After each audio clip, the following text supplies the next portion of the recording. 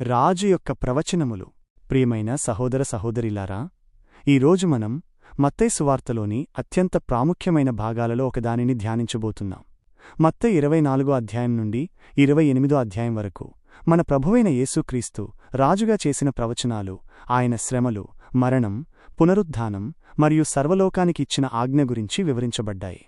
ఇది కేవలం ఒక కథనం కాదు, మన విశ్వాసానికి పునాది, మన నిరీక్షణకు ఆధారమైన సత్యాలు. యెరూషలేము నాశనమును గూర్చిన ప్రశ్నలు. మత్తయి 24 అధ్యాయం ఆరంభంలో యేసుక్రీస్తు దేవాలయం నుండి బయటకు వస్తున్నప్పుడు శిష్యులు ఆయనకు దేవాలయపు కట్టడాలను చూపించారు. ఆ దేవాలయం యూదులకు కేవలం ఒక కట్టడం కాదు, వారి విశ్వాసానికి, జాతీయతకు ప్రతీక. హెరోదురాజు దానిని అద్భుతంగా నిర్మించాడు. దాని అందం, గొప్పతనం చూసి యూదులు గర్వపడేవారు. కాని యేసు, ఈ కట్టడాలన్నింటినీ చూస్తున్నారు కదా, రాళ్ళు రాయిమీద నిలువకుండా పడద్రోయబడును, మత్తయి 24:2 అని సెలవిచ్చారు. ఈ మాటలు వారిని కలవరపరిచాయి. అప్పటి యూదులు మెస్సియా వస్తే రాజ్యం స్థాపిస్తాడని, రోమా సామ్రాజ్యాన్ని ఓడించి యెరూషలేమును గొప్పగా చేస్తాడని నమ్మారు. అలాంటి సమయంలో దేవాలయం నాశనం అవుతుందనే మాట వారికి షాక్నిచ్చింది. ఈ మాటలు విన్న శిష్యులు ఒలీవ కొండపై యేసును ఏకాంతంగా అడిగారు, ఈ సంగతులు ఎప్పుడు జరుగును? నీ రాకడకు, ఈ యుగ సమాప్తికి సూచనలేమిటి? మత్తయి 24:3. ఇక్కడ శిష్యులు 2 ముఖ్యమైన ప్రశ్నలు అడిగారు. 1. యెరూషలేము నాశనం గురించి. 2. యేసు తిరిగి రావడానికి, ఈ యుగ సమాప్తికి. గ్రీకులో సింతెలియా టు అయోనోస్, సుంతేలియా టు అయోనోస్ అంటే యుగం యొక్క ముగింపు లేదా యుగం యొక్క పరిసమాప్తి. సూచనలు ఏమిటి? వారు ఈ రెండింటిని కలిపి చూశారు. ఎందుకంటే యూదుల దృష్టిలో దేవాలయం నాశనం అంటే లోకానికి అంతం అని అర్థం. ఆయన రాకడకు, ఆ యుగ సమాప్తికి సంబంధించిన సూచనలు. యేసువారికి అనేక సూచనలను వివరించారు. అబద్ధ క్రీస్తులు వస్తారు, యుద్ధాలు, యుద్ధవదంతలు ఉంటాయి, కరువులు, భూకంపాలు వస్తాయి అని చెప్పారు. మత్తయి 24:4-7. ఇవి పురిటినొప్పులకు ఆరంభం మాత్రమే అన్నారు. ఇక్కడ ముఖ్యంగా యుద్ధవదంతలు. గ్రీకులో అకోస్ పొలెమోన్ అంటే యుద్ధం గురించి వినబడుతున్నవి అన్న పదం, అప్పటి రోమా సామ్రాజ్యం ఆధీనంలో ఉన్న ప్రాంతంలో తరచుగా జరుగుతున్న చిన్న చిన్న తిరుగుబాట్లు, అల్లర్లను సూచిస్తుంది. అబద్ధ ప్రవక్తలు లేస్తారు, అనేకులను మోసం చేస్తారు. నీతి ప్రబలదు, దుర్నీతి పెరుగుతుంది, చాలామంది ప్రేమ చల్లారిపోతుంది. మత్తయి 2:4-1-12. ఇక్కడ యేసు చెప్పిన ఒక ముఖ్యమైన సూచన. అనేక రాజ్య సువార్త లోకమంతటా ప్రకటింపబడుతుంది, అప్పుడే అంతం వస్తుంది. మత్తయి 2:4-1-4. అంటే సువార్త సకల జనులకు చేరాలి. అప్పటికి సువార్త యూదులకు మాత్రమే పరిమితమన్న ఆలోచన ఉంది. కాని యేసు సువార్త విస్తరించాలని స్పష్టంగా చెప్పారు. ఆయన యెరూషలేము నాశనం గురించి మాట్లాడుతూ అబద్ధపు దేవత లేదా అబద్ధపు విగ్రహారాధన, హెబ్రీలో షిక్కుట్స్ మెషోమెం అంటే నాశనం కలిగించే అసహ్యమైనది గురించి మాట్లాడారు. మత్తయి 2:4-1-5. ఇది దానియేలు ప్రవచనాన్ని ఉద్దేశించి చెప్పింది. క్రీసేష్ 70లో రోమా సైన్యం యెరూషలేమును నాశనం చేసినప్పుడు, దేవాలయంలో అన్యమత చిహ్నాలను స్థాపించినప్పుడు ఇది అక్షరాలా నెరవేరింది. దానికి సంబంధించిన ఉదాహరణలు. యేసు తన రాకడ ఎంత ఆకస్మికంగా ఉంటుందో వివరించడానికి కొన్ని ఉదాహరణలు చెప్పారు. నోవహు దినములలో ప్రజలు తినడం, త్రాగడం, పెళ్లి చేసుకోవడంలో నిమగ్నమయున్నారు. జలప్రళయం వచ్చి అందరిని కొట్టుకుపోయింది. మత్తయి 2:4-3-7-39. అలాగే ఆయన రాకడ ఉంటుంది. 2 పొలంలో ఉంటారు, ఒకడు తీసుకొనబడతాడు, ఒకడు విడవబడతాడు. మత్తయి 2:4-40. ఇది సిద్ధపాటు ఎంత అవసరమో నొక్కి చెబుతుంది. రాజు యొక్క శ్రమానుభవము. మత్తయి 26 అధ్యాయం నుండి యేసు శ్రమానుభవాల గురించి వివరించబడింది. ఇక్కడ మనం ఆయన లోకానికి వచ్చిన ముఖ్య ఉద్దేశ్యాన్ని చూస్తాం. సిద్ధపాటు. పైన చెప్పిన సూచనలన్నిటికీ సిద్ధపాటు చాలా అవసరమని యేసు నొక్కి చెప్పారు. మెలకువగా ఉండండి, ఎందుకంటే మీరు మీ ప్రభువు ఏ గడియలో వస్తాడో మీకు తెలియదు. మత్తయి 2:4-2.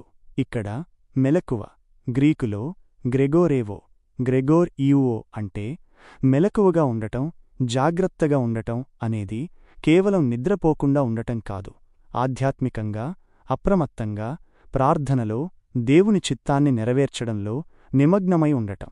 10 మంది కన్యకల ఉపమానం మత్తయి 25, 1-13 మరియు తలాంతుల ఉపమానం మత్తయి 25, 14-30 ద్వారా యేసు ఈ సిద్ధపాటు యొక్క ఆవశ్యకతను మరింత స్పష్టం చేశారు. మనకు దేవుడిచ్చిన సమయాన్ని, తలాంతులను ఎలా ఉపయోగించుకుంటున్నామో దాన్ని బట్టి తీర్పు జరుగుతుందని బోధించారు. పస్కా ఆచారము మత్తయి 26వ అధ్యాయంలో యేసు పస్కా భోజనం చేశారు. పస్కా అనేది యూదుల చరిత్రలో అత్యంత ముఖ్యమైన పండుగ. ఐగుప్తు బానిసత్వం నుండి విడుదల పొందిన జ్ఞాపకార్థంగా దీనిని జరుపుకుంటారు. యేసు ఈ పస్కాను ఒక కొత్త అర్థంతో క్రొత్త నిబంధన స్థాపనకు చిహ్నంగా మార్చారు. ఆయన రొట్టెను విరిచి, ఇది నా శరీరము అని, ద్రాక్షారసమిచ్చి, ఇది పాపముల క్షమాపణ నిమిత్తమై అనేక కొరకు చిందింపబడుచున్న నా రక్తము, క్రొత్త నిబంధన రక్తము అని చెప్పారు. మత్తయి 26, 26-28. ఇక్కడ నిబంధన హెబ్రీలో బెరిత్ అంటే ఒడంబడిక లేదా ఒప్పందం. గ్రీకులో డియాథేకే అంటే నిబంధన లేదా వీలునామా అనేది దేవుడు తన ప్రజలతో ఏర్పరచుకున్న ప్రత్యేక సంబంధం. ఈ పస్కా ఇకపై యూదుల విడుదల జ్ఞాపకార్థం కాకుండా క్రీస్తు బలి ద్వారా లభించే సార్వత్రిక పాప విమోచనానికి చిహ్నంగా మారింది. ఆయన అప్పగింపబడిన విధానము. పస్కా భోజనం తర్వాత యేసు గెత్సెమనే తోటలో ప్రార్థించారు. అక్కడ ఆయన మానసిక వేదనను అనుభవించారు. నా ప్రాణము మరణమంత దుఃఖముగా ఉన్నది మత్తయి 26-38 అన్నారు. ఇది ఆయన భరించబోయే శ్రమలకు ముందున్న తీవ్రమైన పోరాటం. అప్పుడే ఆయన శిష్యులలో ఒకడైన యూదా ఇస్కరియోతు 30 వెండి నాణాలకు యేసును అప్పగించాడు. మత్తయి 26-15. ఈ 30 వెండి నాణాలు హెబ్రీలో ష్లోషిం కేసెఫ్ అంటే 30 వెండి అనేది పాత నిబంధన ప్రవచనాల నెరవేర్పు. యూదా ఒక శిష్యుడై ఉండి తమ గురువును ద్రోహం చేయటం అప్పటి మత నాయకుల కుట్రపూరిత స్వభావాన్ని తెలియచేస్తుంది. వారు యేసు బోధలకు భయపడ్డారు, వారి అధికారం పోతుందనుకున్నారు. ఆయనకు తీర్చిన తీర్పులు యేసును ప్రధాన యాజకుడైన కయపా దగ్గరకు తీసుకెళ్లారు. అక్కడ అబద్ధ సాక్షులు ఆయనకు వ్యతిరేకంగా సాక్ష్యం చెప్పారు. ఆ రాత్రి యూదుల న్యాయస్థానం సన్హెడ్రిన్ అక్రమంగా సమావేశమై యేసును విచారించింది. కయపా, నీవు దేవుని కుమారుడవైన క్రీస్తువా అని అడిగాడు. యేసు, నీవే చెప్పావు అని బదులిచ్చారు. మత్తయి 26, 63-64. ఈ జవాబు వినగానే ప్రధాన యాజకుడు తన వస్త్రాలు చింపుకొని యేసు దేవదూషణ చేశాడని నిందించారు. యూదుల చట్టం ప్రకారం దేవదూషణకు మరణశిక్ష విధించబడుతుంది. తరువాత యేసును రోమా అధిపతి పొంతి పిలాతు వద్దకు తీసుకెళ్లారు. యూదులకు మరణశిక్ష విధించే అధికారం లేదు కాబట్టి వారు యేసును రోమా చట్టం ప్రకారం శిక్షించాలని కోరారు. పిలాతు యేసులో ఏ తప్పునూ కనుగొనలేకపోయాడు. ఆయన భార్య కూడా యేసు ఒక నీతిమంతుడని చెప్పింది. కాని యూదులు, ముఖ్యంగా మతపెద్దలు, వానిని సిలువ వేయుము అని అరిచారు. పిలాతు ప్రజల ఆందోళనను, తిరుగుబాటు భయాన్ని నివారించడానికి యేసును సిలువకు అప్పగించాడు. మత్తయి 27, 24-26. అప్పటి రోమా పాలనలో ప్రజల శాంతి భద్రతలకు భంగం వాటిల్లడమంటే అది గవర్నర్కు ప్రమాదం. కాబట్టి పిలాతు తన అధికారాన్ని దుర్వినియోగం చేస్తూ అన్యాయంగా యేసును శిక్షించాడు. ఆయన శిలువ మరణము. యేసును గొల్గొతా అంటే కపాల స్థలము అని అర్థం అనే స్థలానికి తీసుకెళ్లి సిలువ వేశారు. సిలువ మరణం అప్పటి రోమా సామ్రాజ్యంలో అత్యంత అవమానకరమైన, క్రూరమైన శిక్ష. నేరస్థులను ప్రజలందరి ముందు అవమానించి చంపేవారు. యేసును 2 దొంగలతో పాటు సిలువ వేశారు. సైనికులు ఆయన వస్త్రాలను పంచుకున్నారు. ఆయనను అపహాస్యం చేశారు. మత్తయి 27, 27-44. ఆ సమయంలో మధ్యాహ్నం నుండి సాయంత్రం వరకు దేశమంతటా చీకటి కమ్మింది. యేసు ఏలీ ఏలీ లామా సబక్తాని అంటే, నా దేవా, నా దేవా, నన్నెందుకు విడిచిపెట్టితివి అని కేకవేశారు. మత్తయి 27-46. ఇది కీర్తనల గ్రంథంలో ఉన్న ప్రవచనాల నెరవేర్పు. యేసు మరణించినప్పుడు దేవాలయపు తెర 2గా చిరిగిపోయింది. భూకంపం వచ్చింది. రాళ్లు బద్దలయ్యాయి. మత్తయి 27-51. ఇవి యేసు మరణం ఒక సాధారణ మరణం కాదని, అది సృష్టినే కదిలించిందని చూపాయి. దేవాలయపు తెర చిరిగిపోవడమంటే దేవునికి మనుషులకు మధ్య ఉన్న అడ్డుగోడ తొలగిపోయింది అని అర్థం. ఆయనకి ఇవ్వబడిన సర్వాధికారం.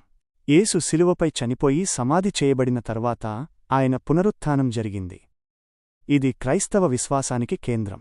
ఆయన పునరుద్ధానం మత్తయి 28వ అధ్యాయంలో యేసు పునరుత్థానం గురించి వివరించబడింది. విశ్రాంతి దినం తరువాత ఆదివారం తెల్లవారుఝామున మరియ మగ్దలేనే మరొక మరియ సమాధిని చూడటానికి వెళ్లారు. అక్కడ ఒక గొప్ప భూకంపం వచ్చింది. దేవదూత వచ్చి సమాధిరాయిని దొర్లించి కూర్చున్నాడు. అతని ముఖం మెరుపులా ప్రకాశించింది. అతని వస్త్రాలు మంచులా తెల్లగా ఉన్నాయి. కాపలాదారులు భయంతో వణికిపోయి చనిపోయిన వారివలె అయ్యారు. మత్తయి 28 నుండి 1-4. దేవదూత స్త్రీలతో, భయపడకుడి, సిలువ వేయబడిన యేసును మీరు వెదుకుచున్నారని నాకు తెలుసు. ఆయన ఇక్కడ లేడు. ఆయన చెప్పినట్లుగా ఆయన లేచియున్నాడు అని చెప్పి ఖాళీ సమాధిని చూపించాడు. మత్తయి 28 నుండి 5-6. ఈ సంఘటన మానవ చరిత్రలోనే అత్యంత అద్భుతమైనది. యేసు మరణాన్ని జయించి సజీవుడై తిరిగి వచ్చాడు. ఇది ఆయన దేవుడని, ఆయన చేసిన ప్రవచనాలు నిజమని నిరూపించింది. ఆయన వెనుక కుట్ర. యేసు పునరుద్ధానం జరిగిన తరువాత కాపలాదారులు నగరంలోకి వెళ్లి జరిగిన సంగతులన్నీ ప్రధాన యాజకులకు చెప్పారు. అప్పుడు ప్రధాన యాజకులు, పెద్దలు సమావేశమై ఒక కుట్ర చేశారు. వారు సైనికులకు చాలా డబ్బు ఇచ్చి, మీరు నిద్రపోతున్నప్పుడు ఆయన శిష్యులు వచ్చి ఆయన శరీరాన్ని దొంగిలించారని చెప్పండి అని చెప్పారు. మత్తయి 28:11-13. అప్పటి యూదుల మత నాయకులు తమ అధికారాన్ని, స్థానాన్ని కాపాడుకోవడానికి ఎంతకైనా తెగించారు. సత్యాన్ని కప్పిపుచ్చటానికి, అబద్ధాన్ని ప్రచారం చేయడానికి వారు ఏమాత్రం వెనుకాడలేదు. ఇది వారికి యేసు గురించి ఉన్న భయాన్ని, వారి హృదయాల కాఠిన్యాన్ని తెలియచేస్తుంది. అధికారపూర్వకమైన రాజు ఆజ్ఞ. చివరిగా యేసు పునరుత్థానమైన తర్వాత శిష్యులకు కనిపించి వారికి ఒక గొప్ప ఆజ్ఞ ఇచ్చారు. ఇది మహా ఆజ్ఞ. గ్రీకులో హే ఎంతొలే హే మేగాలే, హీ ఎంటోల్ హీ మేగేల్ అంటే గొప్ప ఆజ్ఞ. పరలోకమందును భూమిమీదను నాకు సర్వాధికారము ఇవ్వబడెను. కాబట్టి మీరు వెళ్ళి సమస్త జనులను శిష్యులనుగా చేయుడి. తండ్రి యొక్కయు, కుమారుని యొక్కయు, పరిశుద్ధాత్మ యొక్కయు నామములోనికి వారికి బాప్తిస్మమిచ్చుచు, నేను మీకు ఆజ్ఞాపించిన వాటన్నిటినీ గైకొనవలెనని వారికి బోధించుడి. ఇదిగో, నేను యుగసమాప్తి వరకు సదా మీతో ఉన్నాను. మత్తయి 28:18-20. ఇక్కడ సర్వాధికారము. గ్రీకులో పాసా ఎగ్జౌసియా. పాసా ఎగ్జౌసియా అంటే సమస్త అధికారం, అన్ని అధికారాలు అనే పదం యేసు మరణం, పునరుద్ధానం ద్వారా పొందిన గొప్ప అధికారాన్ని సూచిస్తుంది. ఆయన కేవలం ఒక ప్రవక్త కాదు, సర్వలోకానికి రాజు, ప్రభువు. ఈ ఆజ్ఞ శిష్యులకు, తద్వారా మనకు ఇవ్వబడింది. యేసు తిరిగి వచ్చేవరకు సువార్తను ప్రకటించాలి, ప్రజలను శిష్యులుగా చేయాలి, వారికి బాప్తిస్మమివ్వాలి, దేవుని ఆజ్ఞలను బోధించాలి. ప్రియమైన వార్లారా, మత్తయి సువార్తలోని ఈ భాగం మనకు అనేక సత్యాలను బోధిస్తుంది. యేసుక్రీస్తు నిత్యమైన రాజు. ఆయన ప్రవచనాలు తప్పకుండా నెరవేరుతాయి. ఆయన మన పాపముల నిమిత్తం మరణించి సజీవుడై తిరిగి లేచారు. ఆయనకు సర్వాధికారముంది. మనం ఆయన రాకడకు సిద్ధంగా ఉండాలి. ఆయన ఇచ్చిన మహా ఆజ్ఞను నెరవేర్చాలి. ఆయన చివరి మాటలు, నేను యుగసమాప్తి వరకు సదా మీతో ఉన్నాను అనేవి మనకు ఎంతటి ధైర్యాన్ని, నిరీక్షణను ఇస్తున్నాయి. ఈ గొప్ప సత్యాలను మనం విశ్వసిద్దాం, ప్రకటించుదాం.